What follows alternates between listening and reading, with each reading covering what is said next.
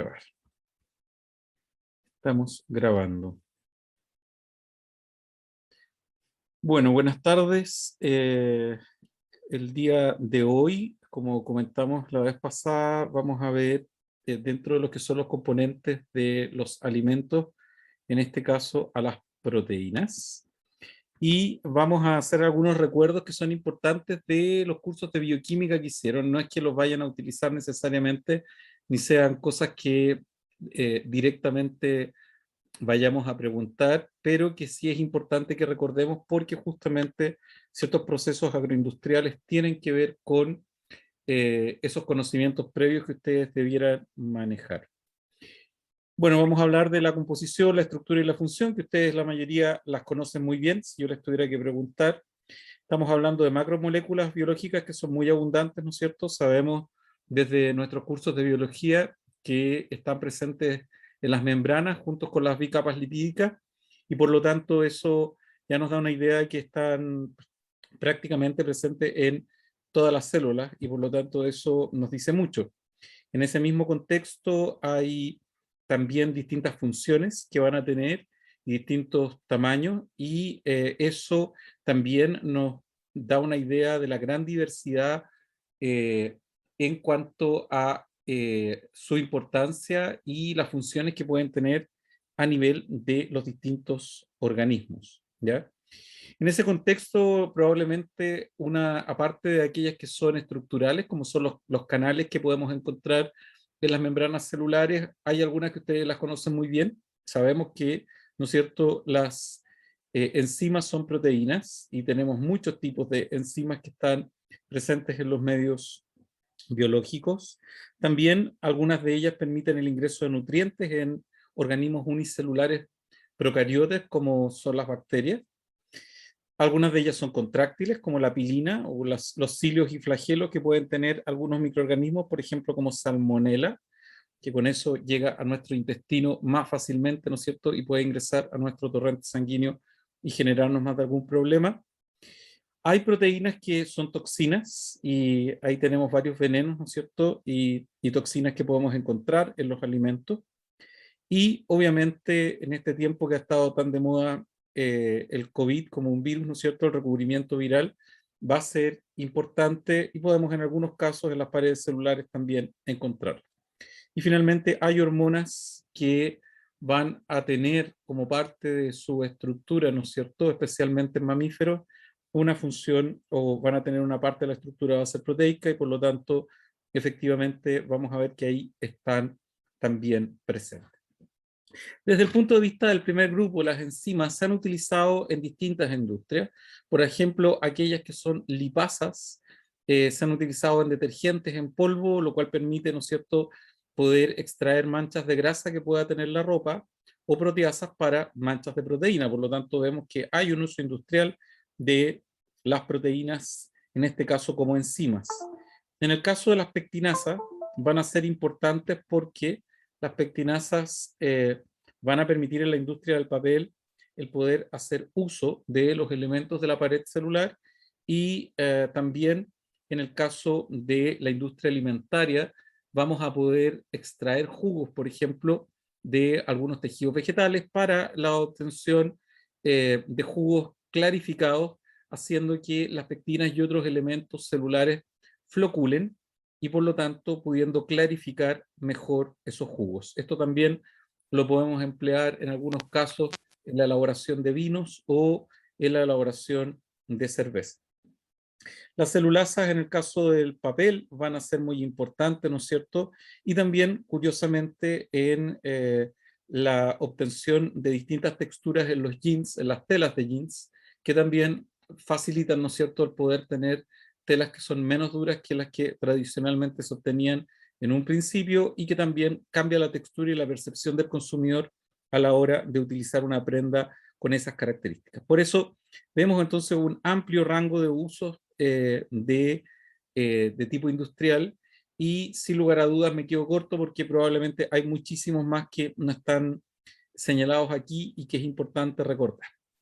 Ahora, las proteínas, como ustedes bien saben, corresponden a cadenas de aminoácidos, y aminoácidos hay de muchos tipos y se pueden clasificar de muchas formas. Voy a recordar aquí, les insisto, solo es para un recordatorio, las clasificaciones más habituales que podemos encontrar, ¿no es cierto?, en la literatura, pero obviamente el nombre ya lo dice, cuando hablamos de aminoácidos hay un grupo amino y un grupo ácido, que están representados, ¿no es cierto?, en esta diapositiva, y a partir de ahí vamos a encontrar también la presencia de cadenas laterales que pueden generar distintas estructuras aminoácidas. Además de encontrar nitrógeno en todos los aminoácidos asociados a este grupo amino, podemos encontrar otros elementos minerales como puede ser el azufre, y eso va a tener importancia, por ejemplo, en los aromas que pueden generar algunos alimentos como el huevo. Por lo tanto, vamos a ver que también es importante.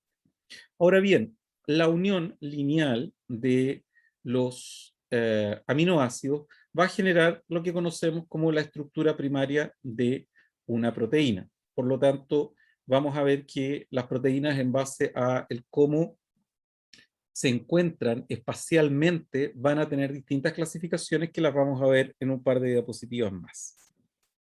Desde el punto de vista general, la presencia o no presencia de un anillo va a permitir clasificar a los aminoácidos en aromáticos, aquellos que tienen un anillo, como puede ser la fenilalanina, por ejemplo, o el triptófano, o alifáticos, aquellos que tienen una cadena lineal y que de alguna forma van a permitirnos esa primera clasificación. Y también podemos hablar de aminoácidos polares y no polares. En el caso de los polares pueden estar cargados positiva o negativamente, y vamos a ver que eso también es algo importante porque la carga de un aminoácido en particular va a tener un efecto sobre la carga total que tenga una proteína a un determinado pH, y eso puede generar distintos distintas herramientas para el uso de esas proteínas en la elaboración de algunos alimentos en particular, como veremos en el caso de los lácteos y más específicamente en el queso. Es decir, la carga proteica asociada a la carga individual de sus aminoácidos es un factor importante y lo vamos a ver en un ratito más, ¿ya? Ahora bien, las proteínas de todos los seres vivientes tienen 20 aminoácidos y la unión que presentan covalente va a generar, ¿no es cierto?, proteínas distintas en base a las combinaciones de estos aminoácidos. Nada de esto es nuevo para ustedes, e insisto, ya lo han visto en el colegio y lo han visto en bioquímica. Ahora, ese orden de esas cadenas va a generar distintas proteínas y el número de aminoácidos va a generar proteínas de distinto peso molecular, y por lo tanto vamos a tener funciones distintas en base a aspectos como los que acabo de mencionar, ¿ya? Dentro de los aminoácidos hay algunos que tienen eh, cadenas laterales alifáticas, es decir, que son de tipo lineal. Ahí tenemos algunos de ellos mencionados. Hay aminoácidos con cadenas laterales aromáticas, como los que mencioné hace un momento atrás, fundamentalmente la fenilalanina, la tirosina y el triptófano. Y hay algunos compuestos aminoácidos que tienen en su estructura azufre, que es el caso de la cisteína y la metionina. Y hay algunos aminoácidos que sus cadenas laterales van a tener carga, como es el caso de la lisina, la arginina, que es un aminoácido muy importante que en fruticultura lo utilizamos como un indicador de las reservas de nitrógeno que tienen las plantas leñosas, por lo tanto la arginina es muy importante. Y finalmente también la histidina, que va, ¿no es cierto?, a tener carga. Ustedes pueden ver abajo que hay uno de los cuadros que señala pK y un valor en particular. Vamos a recordar qué es lo que es el pK en un momento más y qué es lo que es el punto isoeléctrico, ¿ya?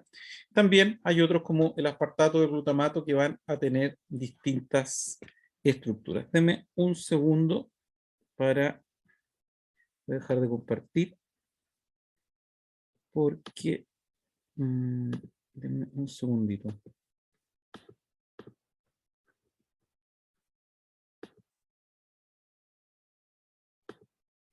Entonces,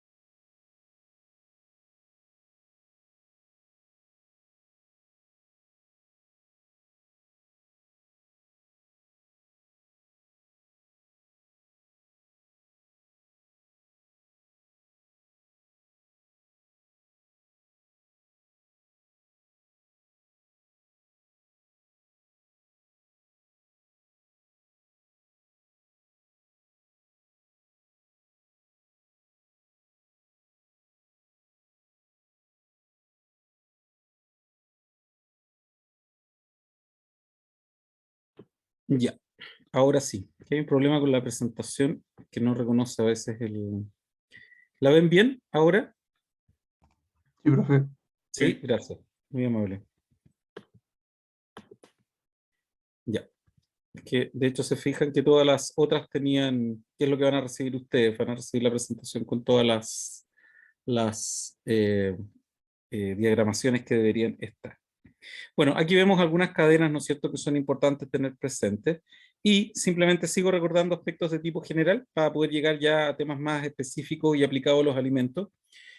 Vamos a ver, ¿no es cierto?, que el peso molecular, como les decía, puede ser muy variable en las proteínas, desde 5.000 hasta 700.000 y va a depender de sus cadenas. Y en general lo que podemos ver es que van a haber enlaces de tipo peptídico, que son los que tradicionalmente caracteriza a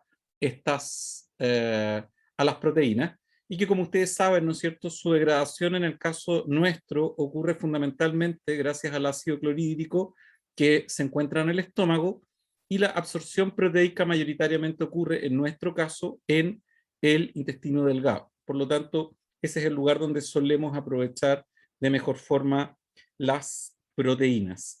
Si hay proteínas que no son utilizadas en el intestino delgado y que pasan al intestino grueso, pueden generar ciertos compuestos que pueden ser nocivos para nuestra salud, como por ejemplo puede ser el amonio, el indol, algunos fenoles y algunas aminas que pueden generar inclusive cáncer a nivel colónico. Por lo tanto, las dietas excesivamente proteicas tienen el inconveniente de que parte de esa proteína pueda no ser aprovechada en el lugar que debe ser aprovechada y por lo tanto generarnos problemas de salud. ¿Ya? Entonces es importante tener eso presente. Lo mismo que ciertos problemas renales, ¿no es cierto? Dado que, por ejemplo, aquellos deportistas que consumen muchos suplementos proteicos suelen tener también problemas renales que pueden llevarlos inclusive a la diálisis permanente porque generan una sobrecarga a nivel nefrítica y por lo tanto el exceso de consumo de proteína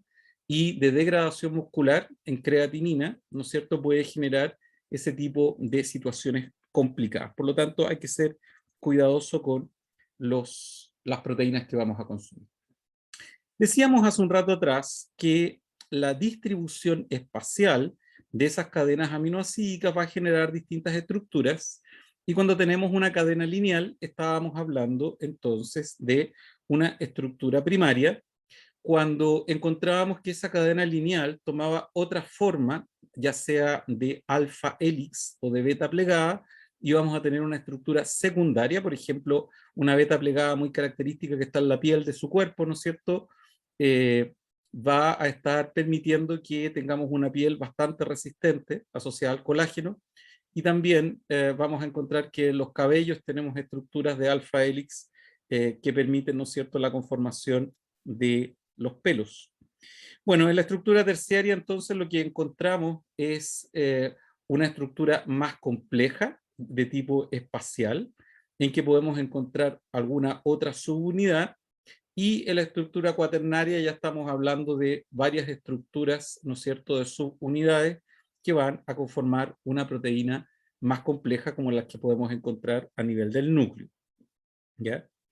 En general, lo que tenemos que recordar es que todos los aminoácidos contienen un grupo ácido y un grupo básico, y por lo tanto eso va a ser muy importante y a la hora de generar una degradación, son los aminoácidos los que sufren los procesos metabólicos al interior de nuestro cuerpo, y por lo tanto la degradación proteica es muy importante, ya sea en medio ácido por enzimas pectolíticas o en otros lugares de nuestro cuerpo que pueden ser utilizadas también por la microflora bacteriana que tienen actividad proteolítica también a nivel intestinal.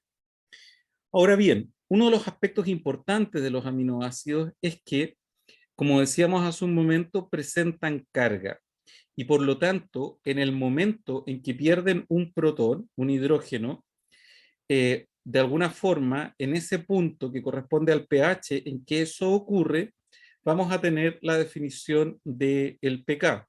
Y aquí ustedes pueden ver que hay un pK sub 1, que corresponde a un pH de 2.3, y un pK sub 2 de 0,6, que son los puntos en que esta molécula en particular va perdiendo, ¿no es cierto?, una carga asociada a un protón, en este caso al grupo ácido y después del grupo amino, y va a llegar un punto que corresponde al punto isoeléctrico, que es un pH en particular. ¿Alguno de ustedes recuerda lo que era el punto isoeléctrico de una molécula?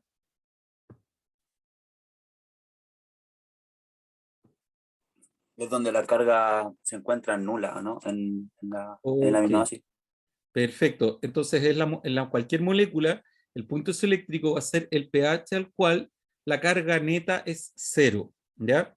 Por lo tanto, es el pH al cual la carga neta es cero, y en esa carga neta cero, si estábamos en un sistema coloidal, la molécula no va a tener carga y va a precipitar. Esto es bueno que lo recuerden, porque ese principio es el que usamos, por ejemplo, para elaborar quesos, en algunos casos, en que llegamos al pH en el cual la carga total de las proteínas, las caseínas, se vuelve, ¿no es cierto?, llega a su punto isoeléctrico, y eso permite que estas proteínas precipiten y las podamos separar, amoldar y elaborar los quesos que normalmente consumimos, ¿ya? Por lo tanto, en ese caso estamos hablando de un punto isoeléctrico de la proteína total. Acá estamos viendo el ejemplo con un aminoácido en particular.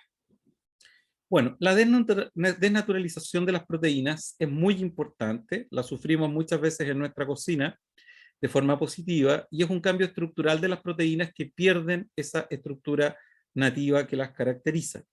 Pierden su óptimo funcionamiento y por lo tanto también cambian sus propiedades físicas y químicas. Por bioquímica, recordarán que hay tres aspectos o tres variables que pueden modificar, ¿no es cierto?, la estructura de una proteína y desnaturalizarla, y que corresponden fundamentalmente a la temperatura, que va a ser variable entre proteína y proteína para su desnaturalización, a variaciones del pH, que como veíamos recién van a cambiar la carga, ¿no es cierto?, de esa proteína y la pueden desnaturalizar y precipitar, y también las condiciones osmóticas de salinidad que estén presentes en un medio y que también pueden ayudarnos en muchos procesos bioquímicos a separar proteínas del medio simplemente por un cambio en el potencial osmótico de la solución donde estamos estudiando nuestras proteínas. Una denaturalización típica corresponde a la que ustedes ven acá y que yo les decía que es positiva en el caso de lo que ocurre con el huevo en nuestra cocina, ¿no es cierto? En que vamos a tener una estructura activa y después de la denaturalización, en este caso por temperatura, vamos a tener una coagulación de esa proteína, va a haber un cambio en su actividad y se va, ¿no es cierto? Esta desnaturalización no es reversible, no podemos pasar de este estado al estado original del huevo, por lo tanto, eso de alguna manera va a generar un cambio además en la solubilidad, en que en este caso la ovoalbúmina, ¿no es cierto?, que es la más importante de las proteínas presentes en la clara, va a quedar eh, en una forma sólida y por lo tanto va a cambiar drásticamente las características que tenía inicialmente al interior del huevo, ¿ya? Eso puede ser positivo y de hecho nos permite comerlo de una forma distinta al huevo crudo. Bueno, durante el calentamiento de las proteínas, obviamente lo que ocurre es que, dado que las proteínas tienen ciertos enlaces en una estructura tridimensional espacial, al momento de generar un aumento en la temperatura, estos enlaces pueden modificarse en el lugar donde estaban ocurriendo y por lo tanto van a generar una modificación de la proteína y por lo tanto su desnaturalización. Ahora, los aminoácidos siguen siendo los mismos, por lo tanto el valor biológico, el contenido de nitrógeno, para que a lo mejor lo podamos entender más fácilmente, va a seguir siendo el mismo, pero la forma en la que la vamos a encontrar va a ser distinta. Ahora, es importante recordar entonces que muchas proteínas retienen su actividad biológica dentro de una fluctuación limitada de pH y temperatura. Esto lo sabemos también, que empleamos ambos factores muchas veces para preservar los alimentos de ciertos microorganismos cuyas proteínas, muchas veces enzimas o proteínas de los canales de sus membranas, se inactivan y por lo tanto el modificar las temperaturas con cocción, por ejemplo, van a contribuir, o en un encurtido, cuando nosotros ponemos ácido acético y ponemos de alguna manera un vegetal para que se modifique el pH que rodea a ese vegetal, va a permitirnos entonces en ese encurtido tener un pH que no permite que se desarrollen ciertas bacterias o microorganismos y sus enzimas y canales proteicos de alimentación no puedan funcionar. ¿Ya? Entonces, vemos que esto es muy importante.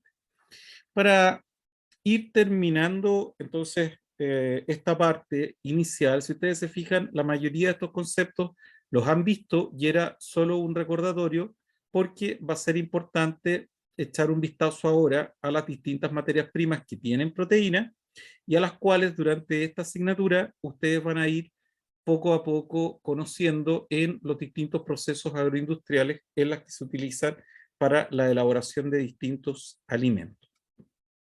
La leche, ¿no es cierto?, es ya de por sí un alimento que entendemos y conocemos muy bien como muy rico en proteína, además de otros elementos que son muy saludables y que se puede consumir de distintas formas. En este caso en particular, vemos a un niño, ¿no es cierto?, en Europa sacando leche, podríamos decir que al pie de la vaca, porque ellos consumen leche fresca, ordeñada en el día, en estas máquinas que ustedes las pueden encontrar inclusive en los supermercados en algunos países, y cada uno lleva su frasco, saca la leche fresca y la lleva a la casa. No hay esas leches UHT que solemos consumir con mayor frecuencia acá. Hay muchos países donde no es la forma más habitual en la que se consume, sino que una leche recién ordeñada y que está presente en máquinas que las preservan a bajas temperaturas. Pueden inclusive solo tener una pasteurización que corresponde a una temperatura, ¿no es cierto?, cercana a los 76 grados por un tiempo particular, pero a veces las leches ni siquiera tienen la pasteurización y se hace, ¿no es cierto?, en las casas de las personas que van a consumir ese proceso de pasteurización. ¿Ya? Esto claramente ha ido cambiando. Ustedes son chicos, yo les recuerdo cosas simplemente para que vean lo que ha cambiado Chile estos años, pero hace no tantos años se vendían leches sin pasteurizar. Además se vendía leche fresca, ¿no es cierto?, que hoy día todavía la podemos encontrar de vuelta, mucho más cara, en algunos supermercados como el Jumbo, por ejemplo, que vende de leches Ñuble, de leches Bulnes, perdón, una leche que dura aproximadamente de 3 a 5 días y que es leche fresca como la que vemos con el niño, que es lo que está haciendo el niño acá, pero claramente es poco habitual encontrar esta forma de venta de productos acá. Probablemente en el futuro llegue porque tiene otro sabor y tiene otras características sensoriales distintas. La composición es más o menos la misma, pero lo que cambia es la parte sensorial. En relación a las proteínas, podemos ver entonces que, como es entendible, el agua en la leche es el componente más importante, cercano a un 87%, y podemos ver entonces que el nivel proteico es bastante importante y va a cambiar, y si nosotros nos vamos al cuadro de más abajo, vamos a ver que las proteínas cambian dependiendo de la especie de la que estemos hablando, y vemos que los niveles proteicos de la leche humana son bastante más bajos de los que tiene la leche de vaca, la de cabra y la de oveja. Por lo tanto, vemos que en particular, ¿no es cierto?, la leche de nuestra especie es relativamente pobre en proteínas, pero si ustedes van a la lactosa, la leche humana es un azúcar muy, muy importante. Tanto la lactosa como la grasa constituyen en la leche humana elementos que son importantes y también hay oligopéptidos que van a proteger al bebé y que también están muy presentes en la leche humana. ¿Ya? Y la leche humana, como ustedes también saben, me imagino, normalmente los 5 primeros días las mujeres producen calostro, que es una leche que tiene muy, muy poca proteína y grasa y que lo que tiene son elementos protectores del bebé. Y luego hay una leche que se produce entre los 5 y los 20 días, que es una leche inmadura todavía, que va aumentando poco a poco los niveles de ciertos elementos nutritivos para el bebé, y después de los 20 días la leche humana ya es una leche más parecida a la que encontramos en este cuadro que ustedes observan acá. Por lo tanto, y que normalmente suple las necesidades nutricionales del bebé hasta el 6º mes, y que suele de alguna manera estar asociada a muchos aspectos saludables, y por lo tanto la maternidad asociada al consumo de leche materna genera, ¿no es cierto?, niños más sanos. Además que las formulaciones también, ahí vamos, el día de mañana cuando vea el lácteo, el tema de las formulaciones de leche, también hay muchas diferencias en cuanto a su composición.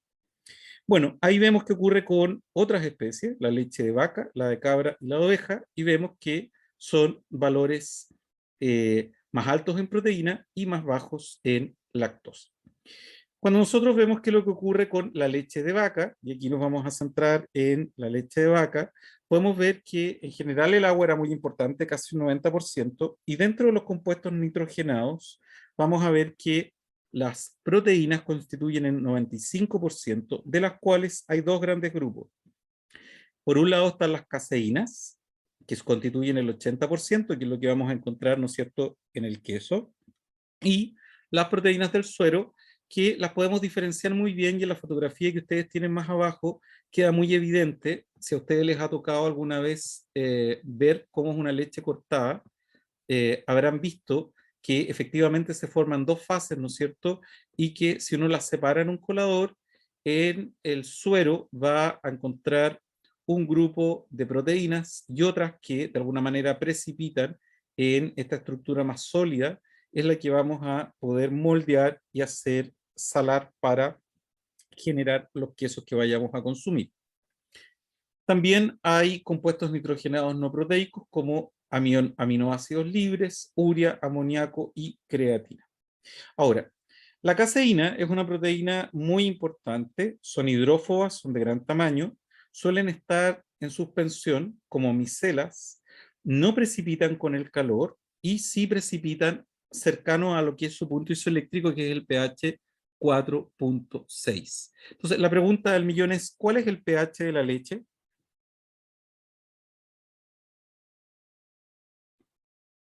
Neutro. Neutro. Ya, muy bien, pH neutro. Por lo tanto, cuando nosotros acidificamos la leche, y es lo que hacen algunos lactobacillus, ¿no es cierto?, que utilizan a la lactosa y van generando ácido, ¿no es cierto?, distintos ácidos que quedan en el medio, ácido láctico fundamentalmente, ¿no es cierto? La lactosa es un azúcar, la van a utilizar como fuente de carbono, van a generar ácido láctico, ese ácido láctico va a hacer que el pH poquito a poco vaya bajando, y por lo tanto eso va a hacer que la leche se corte, ¿no es cierto? Y se diferencian estas dos fases. Y alcanzando este pH cercano a 4,6, vamos a tener la precipitación de estas caseínas. Un aspecto que es bien importante que se den cuenta de forma intuitiva es que cuando nosotros calentamos un huevo en una sartén a 100 grados, pasa lo que vimos en la foto, ¿no es cierto?, que ustedes conocen, se coagula. Pero cuando nosotros calentamos la leche a 100 grados y la hacemos hervir, sus proteínas no coagulan. Por lo tanto, ya vemos que claramente el nivel de desnaturalización por calor no es el mismo para las proteínas de unos alimentos que de otros alimentos. Y en el caso del huevo y la leche, intuitivamente nos queda más que claro al momento de calentar una u otra materia prima. ¿Ya? Ahora, dada esta precipitación que tiene la caseína, van a tener una clase completa de elaboración de quesos, simplemente para que vean y le pongamos, digamos, un aspecto práctico a la composición proteica y al punto isoeléctrico. Entonces, la acidificación, entonces decíamos, es la que genera estos procesos de precipitación, y también en los quesos vamos a tener enzimas proteolíticas que van a ir generando ciertas modificaciones que son muy características, ¿no es cierto?, durante el proceso de maduración de los quesos. Y eso también va a generar ciertas diferencias sensoriales, lo mismo que los contenidos de calcio que vayan a tener estas masas, ¿no es cierto?, que van a generar distintos productos y distintos tipos de queso al momento de elaborar. Ahora bien, desde lo que es el proceso de fabricación de quesos, podemos ver que esa modificación del pH, estoy muy acompañado aquí, estoy como un ministro árabe por ahí con un que le parece un gato y yo estoy hablando. Una de las cosas que caracteriza a la fabricación de queso es que nosotros podemos hacer esa modificación de muchas formas, y obviamente hay formas industriales que lo hacen con cuajo, que corresponde a una enzima, fundamentalmente contenida en el estómago del ganado lactante, pero también se puede hacer, ¿no es cierto?, con ácidos como el ácido acético del vinagre o el del jugo de limón, que podrían cumplir características, ¿no es cierto?, de modificación similares a las que podemos observar. Aquí vemos los estómagos de algunos de estos animalitos, ¿no es cierto? Esto es muy habitual cuando ustedes van al norte y pasan a visitar productores de quesos de cabra. Se encuentran con estos estómagos de lactantes y de ahí se saca, ¿no es cierto?, el cuajo, se aplica a la leche, se hace la cuajada, que es esta precipitación. La cuajada se corta, como ustedes ven acá, para poder permitir separar las partes cuajadas o sólidas de las partes líquidas, y posteriormente estos moldes, en este caso de plástico, pueden ser de acero. Si ustedes se fijan, los van sacando y los van rellenando para posteriormente pasar a un prensado para sacar el resto de el suero que quede ahí. Y se pueden poner también en tinas a salar, tinas con una solución salina que permita que esta masa quede completamente salada. El cuajo hoy día ustedes lo pueden comprar en alguna farmacia y ahí tiene una fotografía de lo que es el cuajo si uno quisiera hacer este proceso a nivel casero, que funciona fundamentalmente con leche que no esté pasteurizada, porque es importante también la acción de algunos microorganismos en el proceso.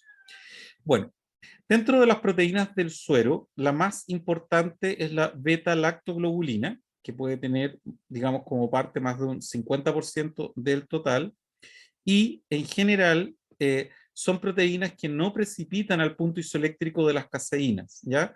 Por lo tanto, quedan presentes en estos sueros que se suelen utilizar por parte de las lecherías para alimentación animal, lo devuelven a los comederos, o puede tener algunos usos industriales, pero que en general muchas veces tienen que ver con alimentación animal o con suplementos proteicos, ¿ya?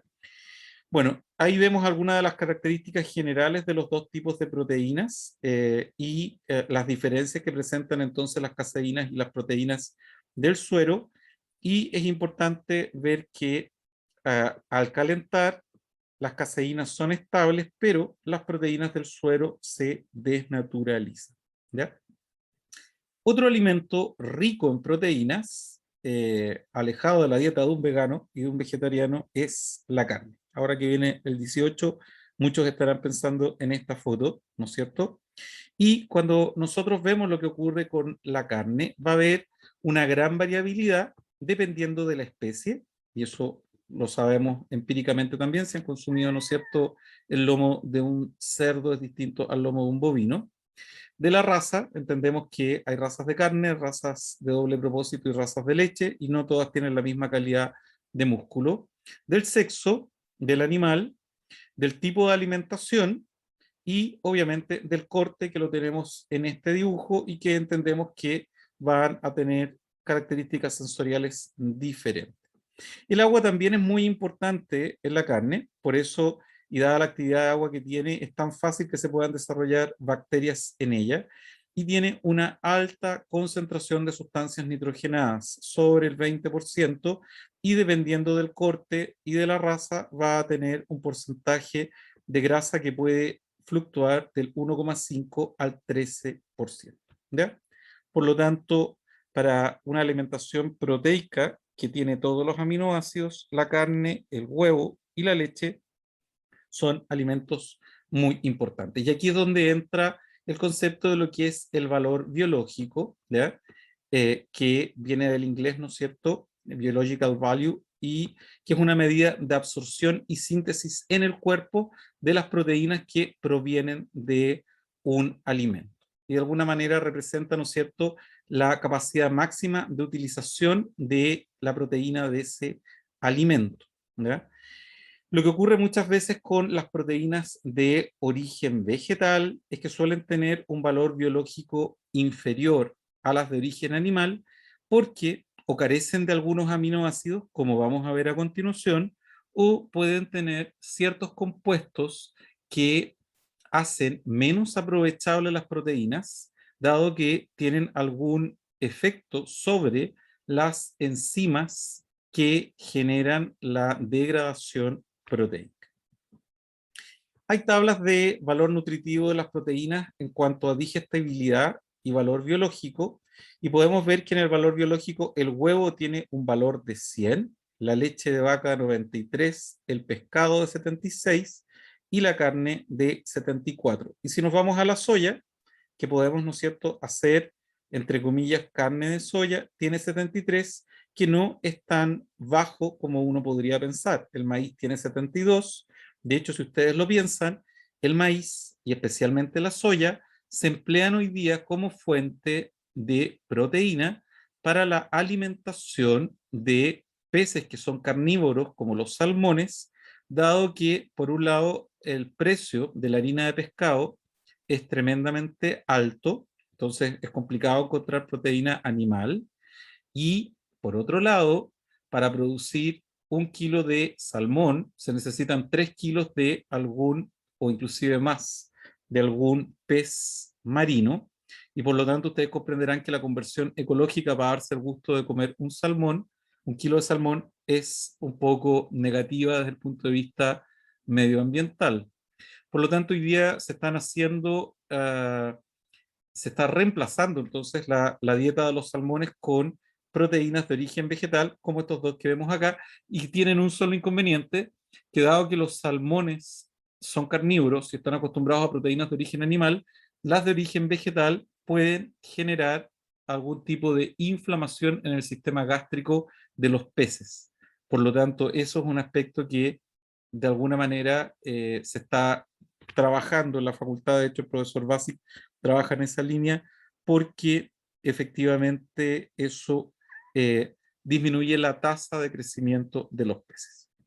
Volvamos a nosotros entonces. Podemos ver entonces que la digestibilidad, si nos vamos a esta otra tabla, en el huevo también es muy alta, así como lo era el valor biológico, el huevo la lleva en este caso en particular, y podemos ver que la leche y la carne también tienen una digestibilidad bastante importante y ya baja en otras fuentes proteicas.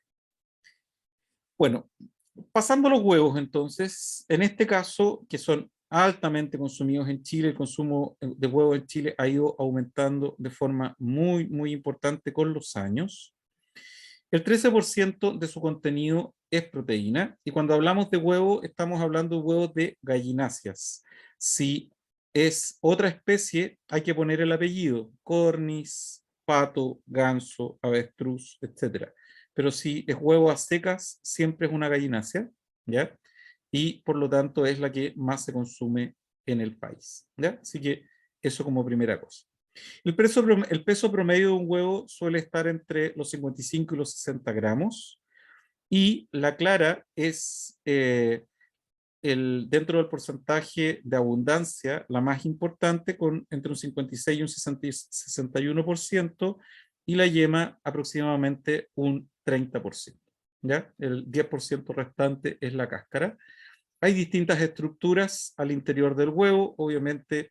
Por ejemplo, una de ellas, como son las chalazas, nos indican lo fresco o no que esté el huevo. En la medida que se degradan, a ustedes les ha tocado, ¿no es cierto?, partir un huevo en la sartén, que se convierte en una cosa amorfa y la yema se rompe, y eso es una señal de que el huevo no está necesariamente fresco. Hay una serie de membranas también, como podemos ver.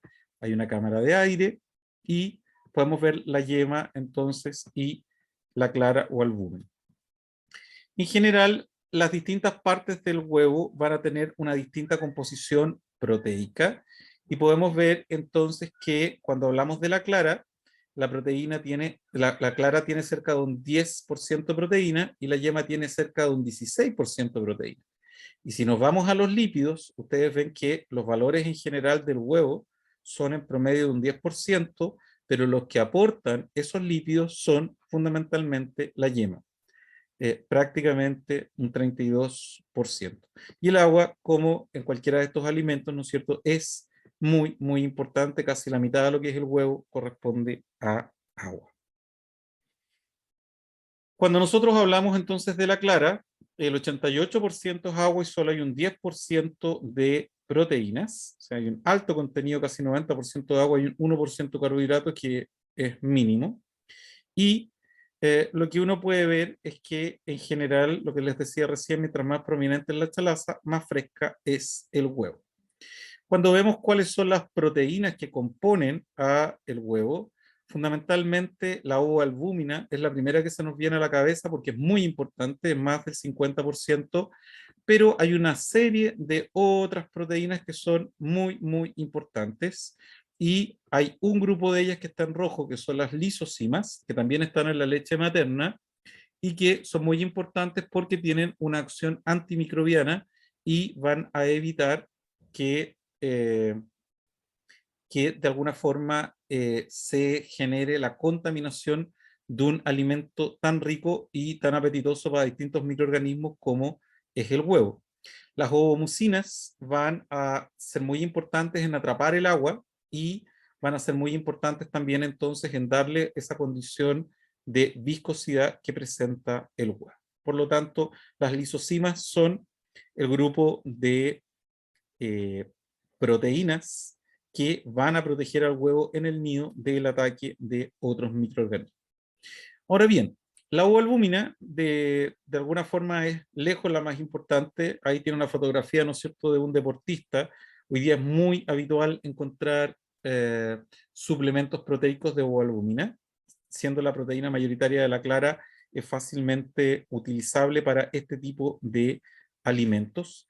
Es una fosfoglicoproteína que tiene 3 fracciones, es decir, estamos hablando de una estructura cuaternaria, ¿no es cierto?, y cada una de las fracciones se diferencia por su contenido en fósforo. Esta ovoalbúmina es rica en cisteína y metionina, es decir, ambos aminoácidos tienen azufre, y presenta grupos sulfidrilos, que van a dar el olor típico de huevo podrido, ¿no es cierto?, que puede ir tomando el huevo en la medida que pasa el tiempo. Y es una proteína que se denaturaliza fácilmente con el calor. Cerca de los 72 grados ya tiene, ¿no es cierto?, una coagulación.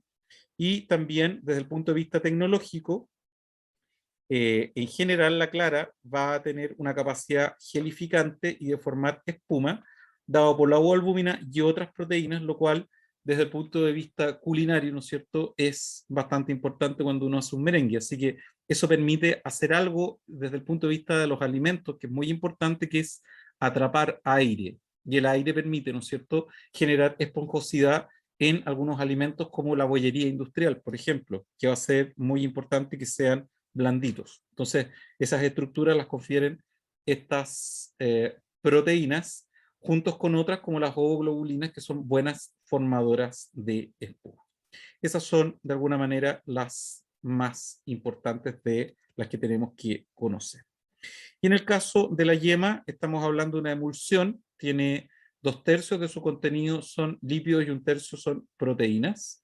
Es un extracto seco y tiene un carotenoide que le da el color característico, ¿no es cierto?, que es la xantofila, y tiene colesterol, tiene esteroles, y una de las cosas que ha ido variando en el tiempo es que se pensaba que el alto consumo de huevo aumentaba de forma importante el nivel de colesterol nuestro, y por lo tanto se recomendaba a las personas con alto colesterol no consumirlo, pero no necesariamente ocurre así de acuerdo a varios estudios que han ido apareciendo estos últimos años.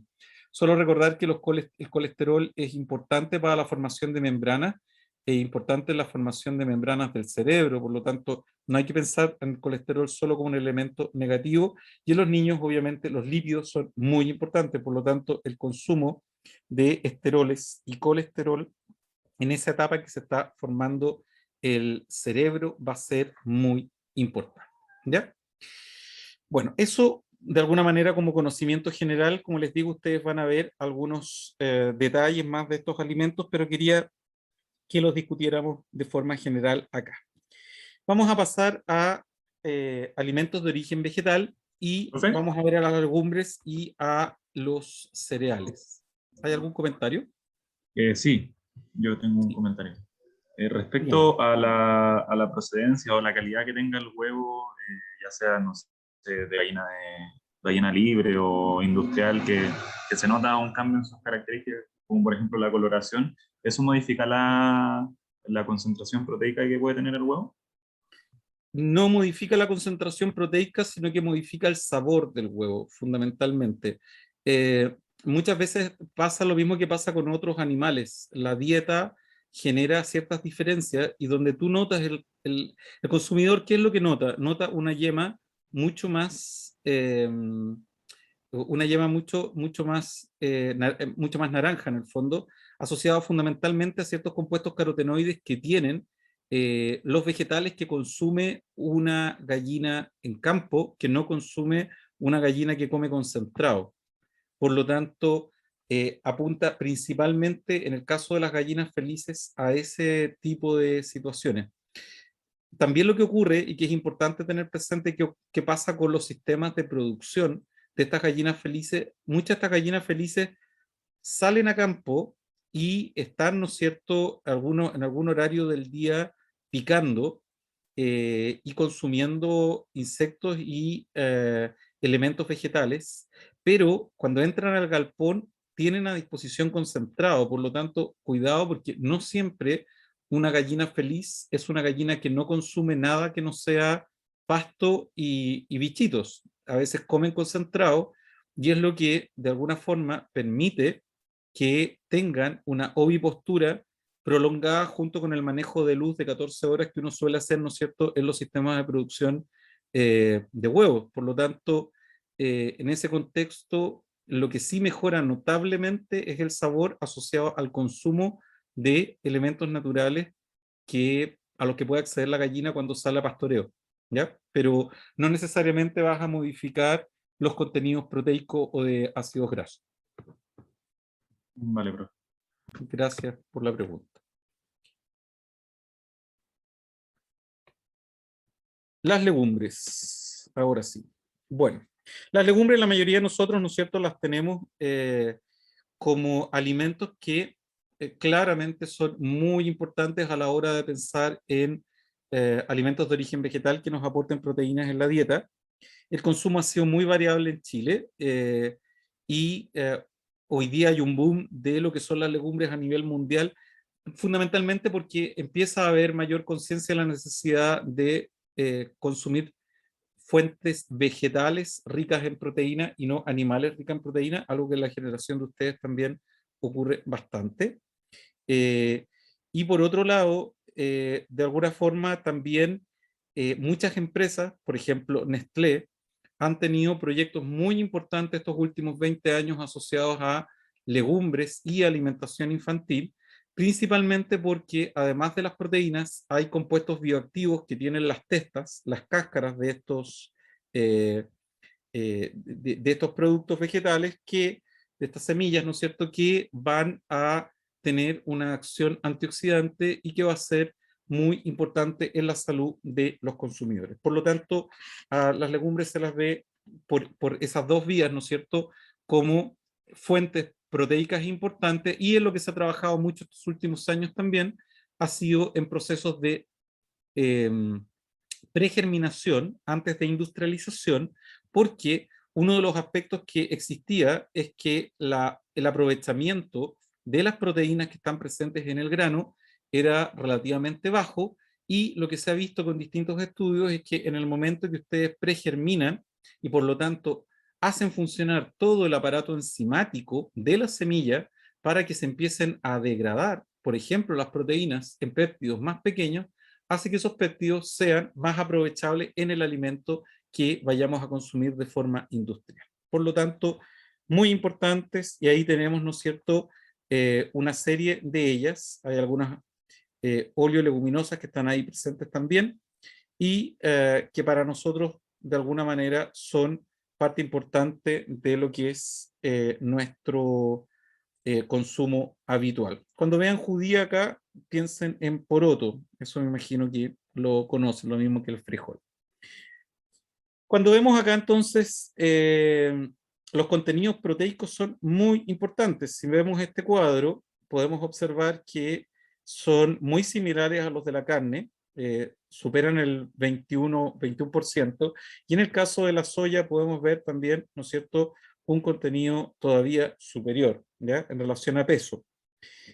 Claramente, y dado que son semillas, uno de los elementos más importantes presentes en los cotiledones van a ser de todas maneras los hidratos de carbono, pero curiosamente la soya puede tener valores más bajos de estos elementos. Y si son oleaginosas, obviamente también hay presencia de grasas y también son alimentos que aportan minerales como parte de su constitución vegetal.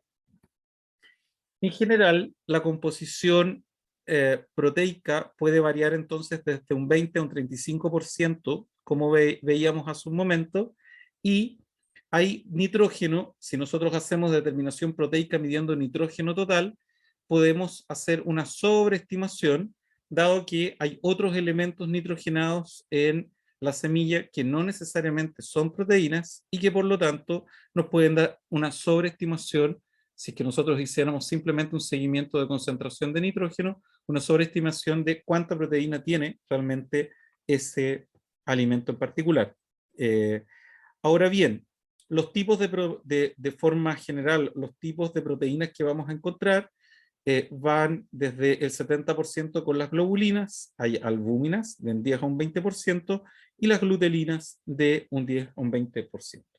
Gran parte de estos alimentos son limitantes en algunos aminoácidos y en especial encontramos a la metionina, a la cisteína y al triptófano, que van a ser los responsables del menor valor biológico que veíamos hace un rato atrás en uno de los cuadros.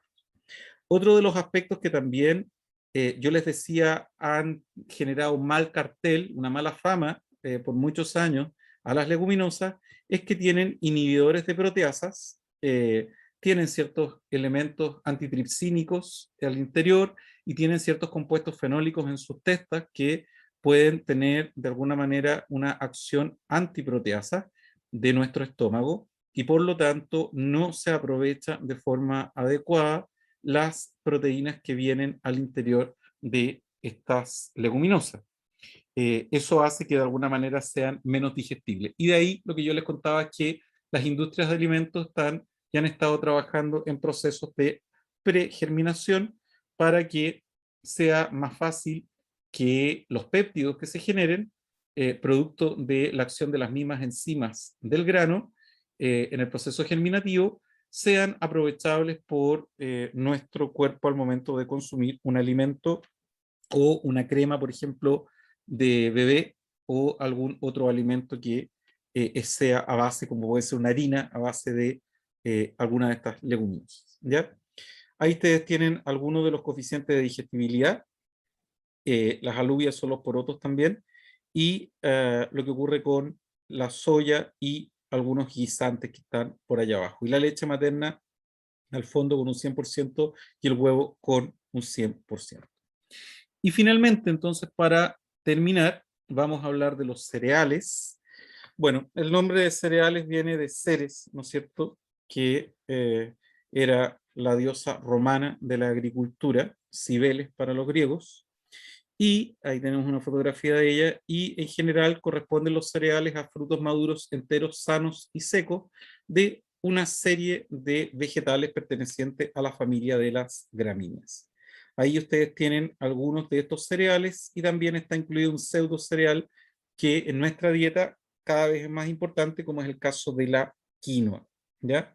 Hoy día, no sé si lo saben, hay toda una controversia porque mucha de la quinoa se está empezando a producir en el sur de España y está empezando a competir con la quinoa producida especialmente en Bolivia por pequeños agricultores. Esto se los comento entre paréntesis porque a ustedes de alguna manera les interesan los temas sociales y agrícolas, y por lo tanto hay mucha controversia porque claramente a esos precios los pequeños productores, especialmente bolivianos, también peruanos y del altiplano chileno, no pueden competir, y se ha ido invadiendo el mercado internacional, el nuestro no es la excepción, de estas quinoas que son producidas a gran escala en España y por lo tanto el llamado de muchos de estos pequeños agricultores y sus asociaciones es que uno busque la procedencia y prefiera los productos latinoamericanos. Dicho eso, entonces, es importante pensar que gran parte de los cereales se utilizan prácticamente en un 90% para la alimentación de ganado. Mucho del maíz, ¿no es cierto?, que representa una superficie muy importante, tiene como fin la producción de silo y otros usos, ¿no es cierto? Y por lo tanto, hay un gran consumo de nitrógeno y otros elementos para el cultivo de estas especies que se utilizan para alimentación animal. Bueno, en el mundo occidental supone un 50% de nuestros aportes los hidratos de carbono, un 30% de proteínas y algo muy importante que está en la cáscara de los cereales, un 60% de los aportes de vitamina D, del complejo B.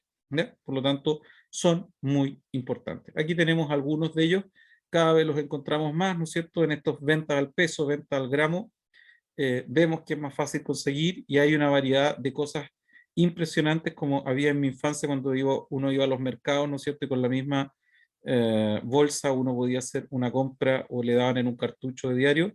Estamos volviendo a esa época en la que hay bastante más oferta y es posible encontrarla no solo en La Vega hoy día, sino que en muchos barrios también, lo cual facilita las cosas.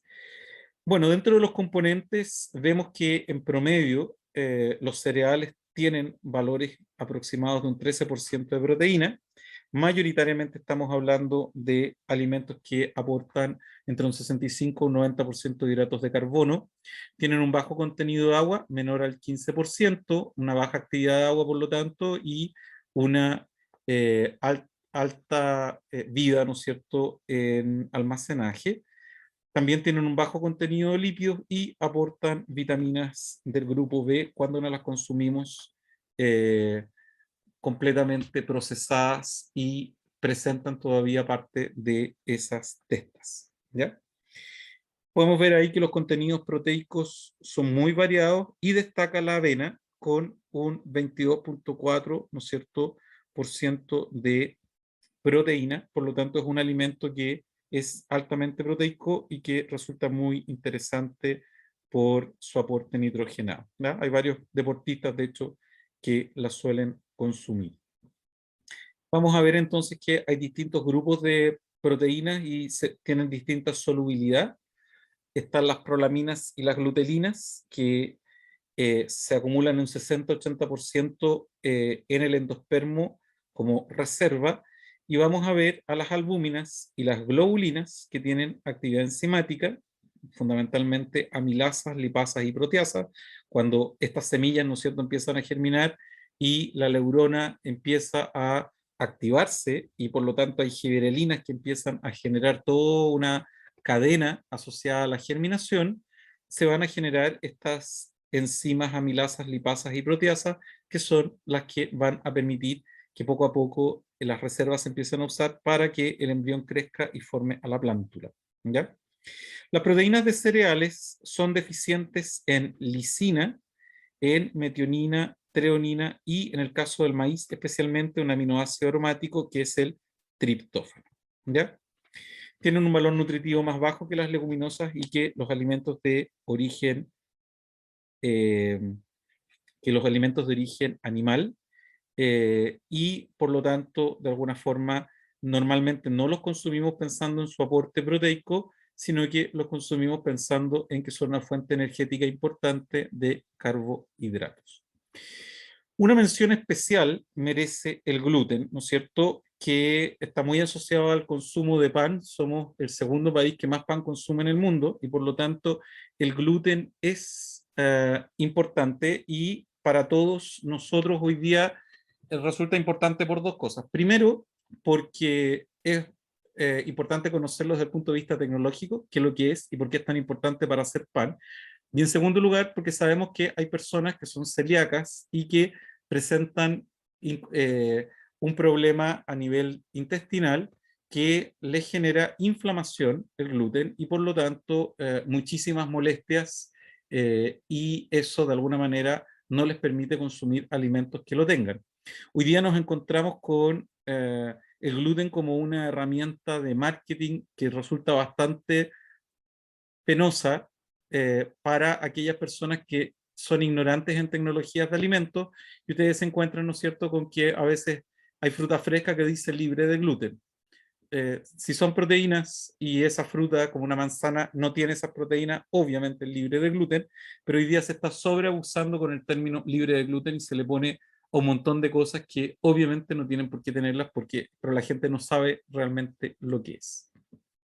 Bueno, las harinas de distintos cereales pueden tener gluten, ¿no es cierto? Y el trigo es uno de los más importantes, pero los podemos encontrar en otros como la cebada, el centeno y en algunos casos en la avena cuando están ciertos sistemas de proceso que puedan tener una contaminación por gluten.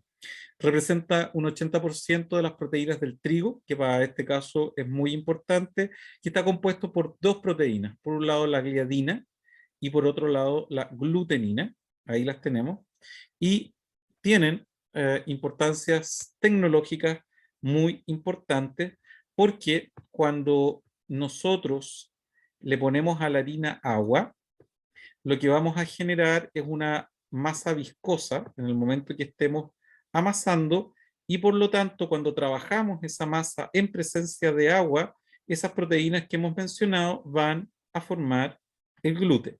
¿Ya? Y por lo tanto, eso le va a dar la elasticidad propia de las masas como vemos en esta fotografía. ¿Cuál es la gracia de que se genere esta masa elástica? No todos los granos nos permiten, traten de hacer una masa elástica de maicena, van a ver que no pueden. Bueno, ¿cuál es la gracia entonces? Que es extensible y una de las cosas muy importantes que va a tener es que producto del proceso de fermentación que ocurre con las levaduras que permiten, ¿no es cierto?, que se usen los azúcares que se liberan y se genere CO2, esta masa elástica va atrapando ese CO2 y el pan va subiendo y por lo tanto genera el esponjamiento tan característico de los panes. ¿Ya? Por eso cuando hacemos galletas usamos harinas de trigo con bajos niveles de gluten, porque en el caso de las galletas, claramente los trigos candiales o en las pastas no nos interesa que esponjen. Por lo tanto, lo que estamos buscando, ¿no es cierto?, tecnológicamente es al contrario, una harina que no genere esponjamiento y que no se levante producto, ¿no es cierto?, de el horneado. ¿Ya? Ahora bien, las gliadinas, prolaminas, van a estar asociadas a la viscosidad y las glutelinas o gluteninas a la firmeza y a la elasticidad que va a presentar. ¿Ya? Por lo tanto, en la fabricación del pan siempre va a ser muy importante. Obviamente, una vez que nosotros unimos la harina y el agua y empezamos a amasar, después de poner la sal y la levadura, vamos a dejar un tiempo esta masa que la hemos trabajado manualmente o en una máquina y por lo tanto el proceso fermentativo que empieza a ocurrir va a hacer que ese CO2 quede atrapado y por lo tanto le dé la esponjosidad y los orificios tan característicos que vamos a encontrar en el proceso de panificación. La fermentación, como ustedes saben, la hace Saccharomyces cerevisiae, que es una prima de la que hace la cerveza y el vino, pero esta prima soporta unas temperaturas distintas a las que soporta la del vino o de la cerveza. Y aquí tenemos, ¿no es cierto?, este trabajo que si alguno de ustedes lo ha hecho en su casa, lo ha visto y después de un tiempo de tener tapado, ¿no es cierto?, la masa inicial, nos podemos encontrar con esta situación que está acá. Entonces, resumiendo, la panificación implica amasado, fermentación y cocción. El amasado fundamentalmente lo que hace es distribuir homogéneamente los ingredientes, permite la unión del agua con la harina y facilitar esa absorción, la introducción de aire en la masa y, algo muy importante entonces, la formación del gluten. ¿Ya? Estas proteínas que lo van a formar tienen distinta masa molecular. Las gluteninas son más grandes, tienen entre 100 y 200 kilodalton, y las gliadinas entre 25 y 100 kilodalton. El proceso fermentativo lo que va a permitir entonces es que las glucosas y las maltas que se originan en la primera parte, ¿no es cierto?, sean utilizadas por las amilasas de las levaduras y posteriormente se genere el proceso fermentativo con formación de alcohol, de aldehídos que le dan aromas característicos al pan, y el CO2 que es retenido por la masa y lo que de alguna manera permite que se genere el volumen y esponjamiento. Y como todos los gases se expanden con el calor, cuando hacemos la cocción entre 200 y 240 grados por 30 a 45 minutos, esa expansión del gas que está al interior del CO2, la evaporación del agua y el alcohol, la gelificación del almidón, la coagulación del gluten y las reacciones de Maillard y de calefacción que vimos, de caramelización que vimos en la clase pasada, van a permitir entonces que de alguna manera se generen estos orificios, ¿no es cierto?, tan característicos de los panes que han sido amasados y horneados, inclusive los panes industriales como este que vemos acá, ¿no es cierto?, de molde también lo van a presentar, y por lo tanto vamos a tener el producto terminado, ¿ya? Que va a tener esas características que acabamos de mencionar. Hay distintos tipos de harinas que van a estar asociadas, ¿no es cierto?, a la calidad para panificación o para uso de otros tipos, y probablemente las van a ver con mayor detalle en la parte de panificación.